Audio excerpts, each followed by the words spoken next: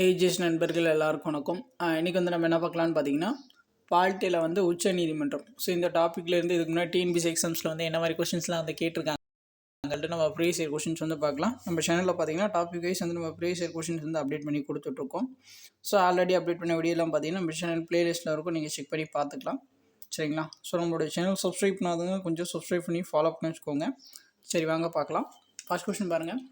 இந்திய உச்சநீதிமன்றம் உலகின் எந்த நாட்டில் உள்ள உச்சநீதிமன்றத்தை விடவும் அதிக அதிகாரம் உடையதோ ஆகும். இவ்வாறு கூறியவர் வந்து யார் அப்படின்னு சொல்லி கேட்குறாங்க. ஸோ இதுக்கான ஆன்சர் பார்த்தீங்கன்னா ஆப்ஷன் ஏ, அல்லாடி கிருஷ்ணசுவாமி ஐயர். அடுத்த கொஸ்டின் பாருங்கள். பின்வரும் சட்டப்பிரிவுகளில் எந்த சட்டப்பிரிவு உயர்நீதிமன்றத்திற்கு பேராணைகளை பிறப்பிக்க அதிகாரம் அளிக்கின்றது? ஸோ இதுக்கான ஆன்சர் பார்த்தீங்கன்னா ஆப்ஷன் டி, சட்டப்பிரிவு 32 பார்த்தீங்கன்னா உச்ச நீதிமன்றம் நீதி பேராணையை வெளியிடுவது.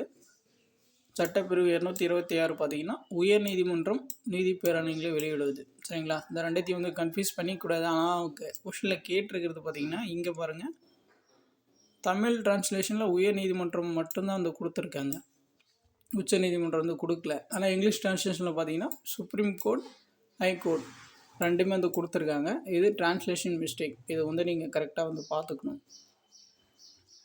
ஸோ அடுத்த கொஸ்டின் பாருங்கள். ஸோ பொறுத்துக்கு வந்து கொடுத்துருக்காங்க.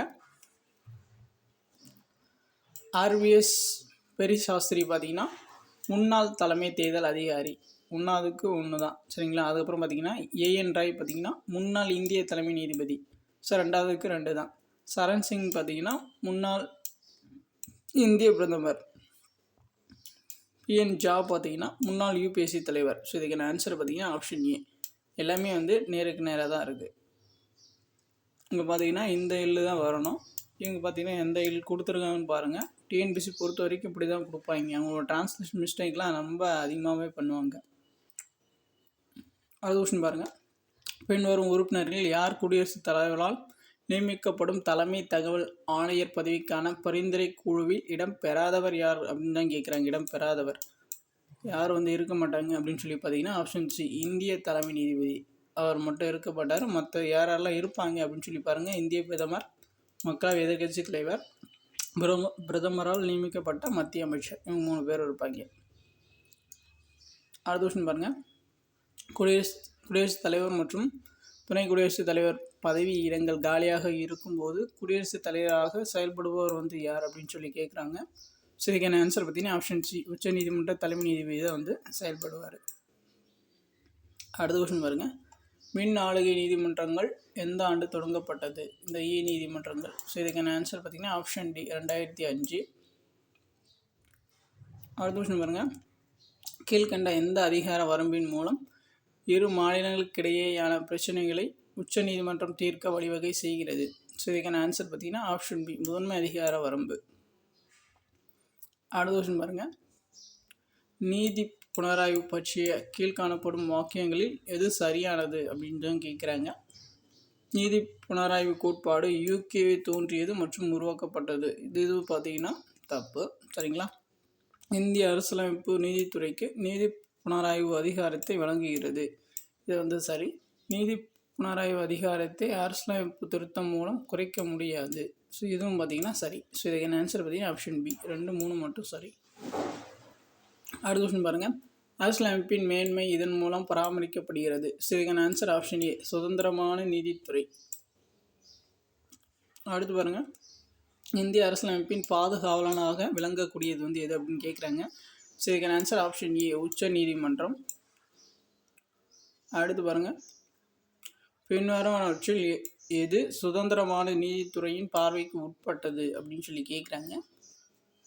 இதில் பார்த்தீங்கன்னா நீதிபதிகள் பாதுகாப்பாக பணியாற்றுதல் மற்றும் ஊதியம் பெறுதல் இது வந்து வரும். அதுக்கப்புறம் பார்த்தீங்கன்னா நீதிபதிகள் குடியரசுத் தலைவரால் தகுதியின் அடிப்படையில் நியமிக்கப்படுதல். ஸோ இதுவும் வந்து வரும். ஸோ அதுக்கப்புறம் பார்த்தீங்கன்னா நீதிபதிக்கான ஊதியம் மற்றும் உதவித்தொகையில் இந்தியாவின் தொகுப்பு நிதியிலிருந்து கொடுக்கப்படுதல். ஸோ இதுவும் வந்து வரும். சரிங்களா? முழுமே வந்து சரிதான். அடுத்த கொஸ்டின் பாருங்கள்.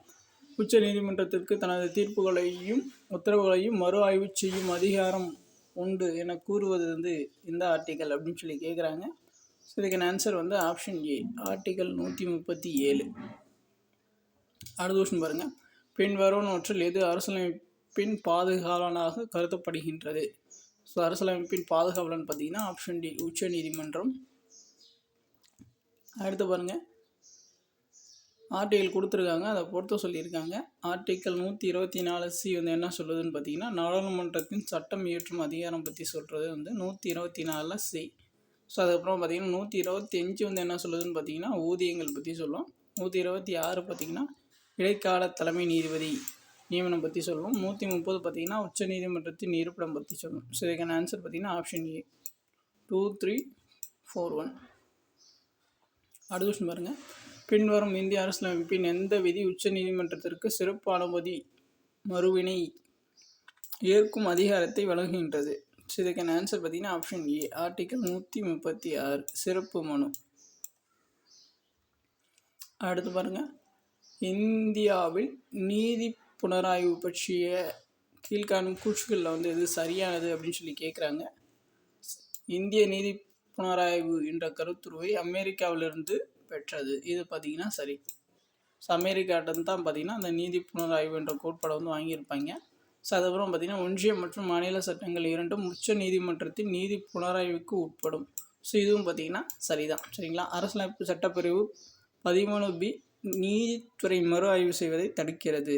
ஸோ இது வந்து தப்பு. ஸோ 1, 2 மட்டும் சரி, ஆப்ஷன் ஏ. அடுத்து பாருங்கள், உச்ச நீதிமன்றம் இந்திய குடியரசுத் தலைவருக்கு ஆலோசனை வழங்க கடமைப்பட்டுள்ளது. இந்திய அரசியலமைப்பின் எந்த சரத்து இதனை குறிப்பிடுகிறது? ஸோ இதுக்கான ஆன்சர் ஆப்ஷன் ஏ 143 ஆர்டிக்கல். அடுத்த கொஸ்டின் பாருங்கள், நீதி புனராய்வு அதிகாரம் இதனுடன் தொடர்புடையதாகும்.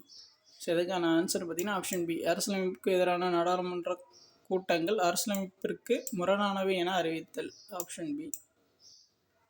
அடுத்து பாருங்கள், கீழ் வரும் வாக்கியங்களை கவனிக்கவும். ஃபர்ஸ்ட் ஸ்டேட்மெண்ட் பாருங்கள், உச்ச நீதிமன்றத்தின் முன்னாள் நீதிபதி மீண்டும் உச்ச நீதிமன்ற நீதிபதியாக பணியாற்றலாம் அப்படின்னு சொல்லி கொடுத்துருக்காங்க. ரெண்டாவது ஸ்டேட்மெண்ட் பாருங்கள், தேவை ஏற்பட்டால் உச்ச நீதிமன்றம் இந்தியாவின் எந்த பகுதியிலும் செயல்படலாம்.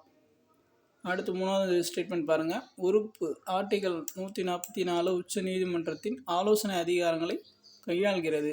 அடுத்து பாருங்கள், ஆட்கொணர்வு நீதி பேராணை அதிகாரம் உச்ச நீதிமன்றத்திற்கு மட்டுமே உள்ளது. மேற்கூறிய வாக்கியங்கள் எது சரியானது அப்படின்னு தான் கேட்குறாங்க. ஸோ 1, 2 மட்டும் தான் சரி. சரிங்களா. 1, 2 மட்டும் தான் சரி, 3, 4 வந்து தப்பு. அடுத்த கொஸ்டின் பாருங்கள், இந்திய நீதித்துறை அமைப்பு என்பது வந்து என்ன அப்படின்னு சொல்லி கேட்குறாங்க. அதுக்கான ஆன்சர் வந்து ஆப்ஷன் டி ஒருங்கிணைந்தது மற்றும் சுதந்திரமானது. அடுத்து பாருங்கள், கீழ் வரவனவற்றுள் எது உச்ச நீதிமன்ற நீதிபதியாக தேவையற்றது அப்படின்னு சொல்லி கொடுத்துருக்காங்க. பார்த்தீங்கன்னா தமிழ் டிரான்ஸ்லேஷன் தப்பாக தான் வந்து கொடுத்துருக்காங்க. இங்கிலீஷில் பாருங்கள், சுப்ரீம் கோர்ட் ஜட்ஜாக வந்து அப்பாயின்மெண்ட் பண்ணுறதுக்கு என்னென்ன குவாலிஃபிகேஷன்லாம் வேணும் அப்படின்னு சொல்லி அவங்க கேட்டிருக்காங்க. ஸோ இந்திய குடிமகனாக இருத்தல், 1 அல்லது அதற்கு மேற்பட்ட உயர் நீதிமன்றங்களில் தொடர்ந்து 5 ஆண்டுகள் நீதிபதியாக பணியாற்றி இருத்தல், 1 அல்லது அதற்கு மேற்பட்ட உயர் நீதிமன்றங்களில் தொடர்ச்சியாக 15 ஆண்டுகளுக்கு வழக்கறிஞராக இருத்தல். ஸோ இதுக்கான ஆன்சர் பார்த்தீங்கன்னா ஆப்ஷன் டி 3 மட்டும்தான் வரும். அடுத்து பாருங்கள், உச்ச நீதிமன்ற நீதிபதிகளை குடியரசுத் தலைவர் யாருடைய ஆலோசனையின் பேரில் நியமிக்கிறார்? ஸோ இதுக்கான ஆன்சர் வந்து ஆப்ஷன் பி தலைமை நீதிபதிகள் தலைமையிலான நீதிபதிகள் குழு, அந்த கொலிஜியம் குழு அப்படின்னு சொல்லி இருக்கும் இல்லையா. ஸோ அவங்க தான் வந்து ரெக்கமெண்ட் பண்ணுவாங்க. அடுத்து பாருங்கள், கூற்று காரணம் வந்து பாருங்கள், கூற்று பாருங்கள், நீதித்துறையின் மீச்செயல்பாடு நீதி புனராய்வினுள் உள்ளுரை திருப்தே அப்படின்னு சொல்லி கொடுத்துருக்காங்க. அதுக்கப்புறம் பாருங்கள், காரணம் பாருங்கள், நீதி புனராய்வு நோக்கத்தின் பரப்பெல்லையானது உரிமை எனும் செயல் தளத்திற்கும் மேற்சென்று அமைச்சரவையின் திட்ட கொள்கையையும் சட்டமியற்றும் அவைகளின் செயலின்மையும் இணைத்து கொண்டுள்ளது. ஸோ இதுக்கான ஆன்சர் பார்த்தீங்கன்னா ஆப்ஷன் பி கூற்று காரணம் ரெண்டுமே வந்து சரியான விளக்கம். அடுத்து பாருங்கள், கீழ்கண்டவற்றில் எந்த வழக்கில் தாஜ்மஹாலை பாதுகாக்க 299 தொழிற்சாலைகளை இடமாற்றம் செய்ய உச்ச நீதிமன்றம் உத்தரவிட்டது? இதுக்கான ஆன்சர் ஆப்ஷன் ஏ எம்சி மேத்தா வழக்கு. எம்சி மேத்தாவிஸ் மத்திய அரசு. எம்சி மேத்தா வழக்கு. அவர் பார்த்தீங்கன்னா ஒரு சுற்றுச்சூழல் வழக்கறிஞர். சரிங்களா. அடுத்து பாருங்கள், பின்வருவனவற்றுள் அடிப்படை உரிமைகளின் காவலன் எது? இதுக்கான ஆன்சர் ஆப்ஷன் டி, இந்திய உச்சநீதிமன்றம். அடுத்து பாருங்கள், சரியான பொருத்தத்தை தேர்வு செய்யும். எது சரியாக மேட்ச் ஆகிருக்குன்னு கேட்குறாங்க. சட்டப்பிரிவு 226 உச்சநீதிமன்றம். சரி, அந்த நீதி பேராணை வெளியிடும் இல்லையா, ஸோ அது சரியாக பொருந்திருக்கிறதா வந்து கேட்குறாங்க. கரெக்டு தான். ஸோ அந்த சட்டப்பிரிவு 32 பார்த்திங்கன்னா உச்சநீதிமன்றம் அந்த நீதி பேராணை வெளியிடுவது. ஸோ அடிப்படை உரிமை 40ன்னு சொல்லி கொடுத்துருக்காங்க. அது வந்து வராது, அடிப்படை உரிமையில் வராது. அரசு நேர்மை கோட்பாடு 51A அப்படின்னு சொல்லி கொடுத்துருக்காங்க. அதுவும் வந்து வராது. இது என்ன வரும்னா கடமையில் வரும். ஸோ 1, 2 மட்டும் தான் சரியாக மேட்சாக இருக்குது. Option B. அடுத்து பாருங்கள், குடியரசுத் தலைவர் மற்றும் துணை குடியரசுத் தலைவர் பதவிகளை யாரும் வகிக்காத ஒரு சூழலில் குடியரசுத் தலைவராக பதவி வகித்த இந்திய தலைமை நீதிபதி வந்து யார்? இதுக்கான ஆன்சர் ஆப்ஷன் பி, நீதிபதி எம் ஹிதயதுல்லா. அடுத்த கொஸ்டின் பாருங்கள், இந்திய உச்ச நீதிமன்றத்தை குறித்த சரியான விடையை தேர்ந்தெடுக்கவும். ஃபஸ்ட்டு பாருங்கள், உச்ச நீதிமன்றம் இந்திய அரசியலமைப்பை நிலைநிறுத்தும் அமைப்பாகும். அடுத்து பாருங்கள், இந்திய நீதித்துறை ஒற்றை படிநிலை நீதிமன்ற அமைப்பை கொண்டுள்ளது. அப்புறம் பார்த்திங்கன்னா இதுவும் வந்து வரும். ஸோ அதுக்கப்புறம் பார்த்திங்கன்னா 2வது ஸ்டேட்மெண்ட் கொடுத்துருக்காங்க பாருங்கள், உச்ச நீதிமன்ற நீதிபதிகள் 72 வயது வரை பதவியில் இருப்பார். அது வந்து தப்பு, 65 தான் வரணும். ஸோ அதுக்கப்புறம் பார்த்திங்கன்னா இந்திய உச்ச நீதிமன்றம் 1950ஆம் ஆண்டு ஜனவரி மாதம் தொடங்கப்பட்டது. இது வந்து சரி, ஜனவரி 28 வந்து தொடங்கியிருப்பாங்க. சரியான ஸ்டேட்மெண்ட் வந்து 1, 3, 4 சரி. அடுத்த கொஸ்டின் பாருங்கள், உச்ச நீதிமன்றத்தின் தற்காலிக தலைமை நீதிபதியாக யார் நியமனம் செய்கிறார் அப்படின்னு சொல்லி கேட்குறாங்க. அதுக்கான ஆன்சர் பார்த்திங்கன்னா ஆப்ஷன் சி, குடியரசுத் தலைவர் தான் பார்த்திங்கன்னா உச்ச நீதிமன்றத்தில் தற்காலிக தலைமை நீதிபதியை வந்து நியமனம் செய்வார். அடுத்து பாருங்கள், கீழே கொடுக்கப்பட்டுள்ள உயர் நீதிமன்றங்கள் அதன் மாநில தலைநகரில் அமையவில்லை. எது வந்து அதோடைய மாநில தலைநகரில் வந்து அமையவில்லை அப்படின்னு சொல்லி கேட்குறாங்க. குஜராத் உயர்நீதிமன்றம் வந்து அதோடைய மாநில தலைநகரத்தில் கிடையாது. அதுக்கப்புறம் பார்த்திங்கன்னா கேரளா உயர்நீதிமன்றமும் பார்த்திங்கன்னா அதோடைய மாநில தலைநகரத்தில் வந்து கிடையாது. மற்ற 2 ஸ்டேட்லேயும் பார்த்திங்கன்னா அதோடைய மாநில தலைநகரத்தில் தான் வந்து இருக்குது. இப்போ பார்த்திங்கன்னா நம்ம தமிழ்நாட்டுடைய மாநில தலைநகரம் வந்து சென்னையா, இப்போ சென்னையிலே வந்து உயர்நீதிமன்றம் இருக்குது. சரிங்களா. அதுமாரி வந்து மாநில தலைநகரத்தில் இல்லாதது வந்து எது அப்படின்னு தான் வந்து கேட்குறாங்க. குஜராத்தும் கேரளா உயர்நீதிமன்றம் இது 2மே வந்து இல்லை. Option A. அடுத்து பாருங்கள், உச்ச நீதிமன்ற நீதிபதியின் ஓய்வு பெறும் வயது எல்லாருக்கும் தெரிஞ்சது தான். Option C, 65. அடுத்து பாருங்கள், கீழ்காணப்படும் இந்திய அரசியலமைப்பு சட்டத்தின் விதிகளில் உச்ச நீதிமன்றத்தை குறிப்பவை வந்து எவை? இதுக்கான ஆன்சர் வந்து ஆப்ஷன் சி, ஆர்டிகல் 124 147 வரைக்கும்.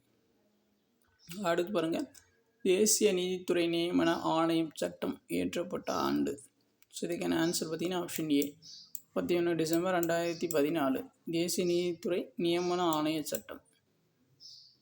ஸோ அவ்வளோதான். ஸோ உச்ச நீதிமன்றத்தை பற்றி நான் வந்து இதுக்கு முன்னாடி கேட்ட கொஷின்ஸ்லாம் வந்து பார்த்தாச்சு. உங்களுக்கு வேறு ஏதாச்சும் டவுட் இருந்துச்சுன்னா நீங்கள் வந்து கமெண்ட் பண்ணுங்கள், நம்ம வந்து ரெஸ்பான்ஸ் பண்ணுவோம். ஸோ இப்போ தான் வந்து நம்ம சேனல் ஃபஸ்ட் டைம் பார்க்குறீங்கன்னா கொஞ்சம் சப்ஸ்கிரைப் பண்ணுங்கள், சப்போர்ட் பண்ணுங்கள், ஃப்ரெண்ட்ஸ்க்கு வந்து ஷேர் பண்ணுங்கள். தேங்க்யூ.